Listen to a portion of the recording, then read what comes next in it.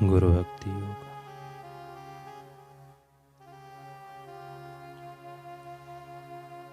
गुरु की अचल भक्ति ईश्वर साक्षात्कार करने के लिए बहुत असरकारक पद्धति मानी जाती है। गुरु की महिमा का सतत स्मरण और उनके दिव्य संदेश को सर्वत्र फैलाना, यह गुरु के प्रति सच्चा भक्ति भाव है।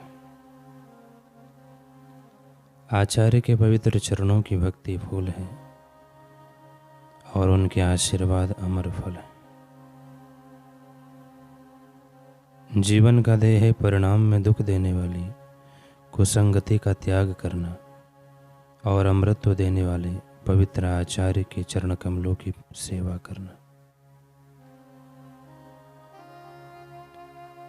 साधक जब इहलोक और परलोक में चिरंतन सुख देने वाले गुरु भक्ति योग का आश्रय लेता है, तभी उसका सच्चा जीवन शुरू होता है।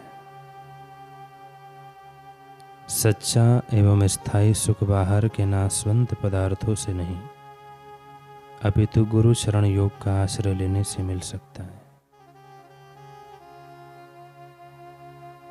गुरु भक्ति योग का अभ्यास माने गुरु के प्रति गहरा पवित्र प्रेम। गुरु भक्ति योग सब विज्ञानों में श्रेष्ठ विज्ञान है।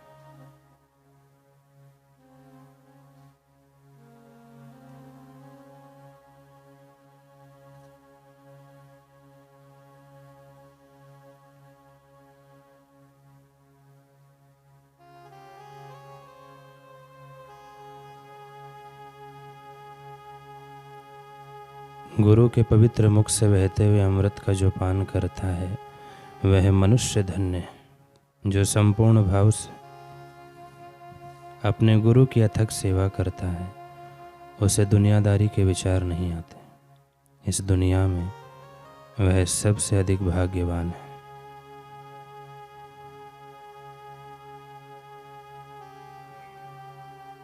जब भगवान महावीर का दसारनपुर में पदार्पण हुआ, तो वहाँ के राजा दसारन भद्र का तन मन खिल गया। वह शीघ्र अतिशीघ्र महावीर के चरणों में प्रस्तुत होने के लिए उत्सुक हो गया, परंतु तभी उसके मन में विचार आया कि आज मेरे आराध्य, मेरे गुरुदेव, मेरे साध्य भगवान का मेरी नगरी में आगमन हुआ है, तो क्यों ना पूरे वैभव और ऐश्वर्य के साथ उनके दर्शन करने जाऊं।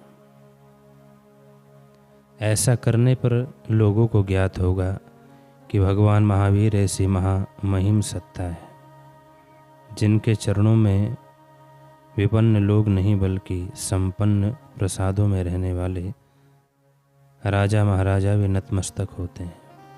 यही विचार कर दसारन भद्र ने अपना पूरा ऐश्वर्य प्रदर्शित किया। राजसी ठाट बाट के साथ वे भगवान महावीर के दर्शन के लिए अपने राजमहल से निकला। स्वर्ण झांकी युक्त अपने प्रधान हाथी पर आरूढ़ हुआ सभी दिशाओं से नगरवासी सिमट सिमट कर उसके साथ चल पड़े। प्रतीत होता था कि कोई चक्रवर्ती सम्राट आ रहा है। इतिहास कहता है कि जब देवराज इंद्र ने राजा दसारन भद्र के इस ऐश्वर्य को देखा, तो उसके अहम पर चोट लगी। उसने विचार किया कि लगता है यह राजा भूल गया कि इंद्र से बढ़कर वैभव और किसी का नहीं। मुझे इसे अपना ऐश्वर्य प्रदर्शित करना ही होगा। तब इंद्र ने अपने दिव्य शक्ति का प्रयोग कर वह एक पर्वताकार हाथी पर आरूढ़ हुआ। हाथी के दांतों पर छोटे छोटे जलकुंड थे और उनमें कमल खिले थे। कमल के पत्तों पर अप्सराएं नृत्य कर रही थी और गंधर्व गीत गा रहे थे।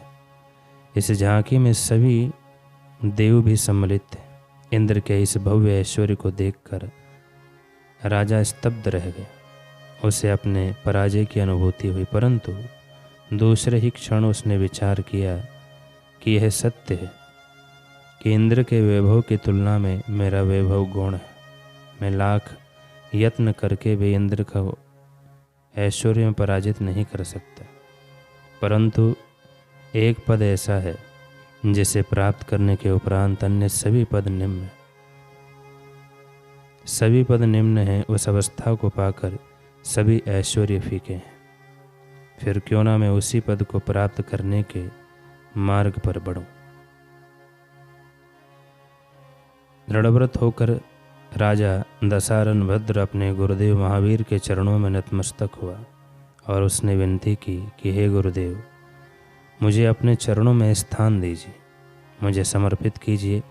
गुरुदेव ने राजा दशारण भद्र की प्रार्थना स्वीकार की। तब देवराजेंद्र कर जोड़ दशारण भद्र के समक्ष उपस्थित हुआ। वाणी में आदर का भाव लिए बोला, राजन, आज आपने मुझे अद्भुत अनुभव कराया है। मैंने जान लिया है कि देव भले ही इंसानों को भौतिक ऐश्वर्यों में पीछे छोड़ सकते हैं, किंतु आध्यात्मिक ऐश्वर्यों में वे मानव की समानता देव नहीं कर सकते। जिसने सद्गुरु की शरण ग्रहण कर ली वह देवताओं से भी श्रेष्ठ है। उसके पास समस्त वैभव है, वह सर्व संपन्न हो जाता है। आध्यात्मिक संपन्नता की वास्तविक ऐश्वर्य है। अतः आप विजित हुए और मैं पराजित हुआ, क्योंकि आपने सद्गुरु की शरण ग्रहण कर विजय पाई है।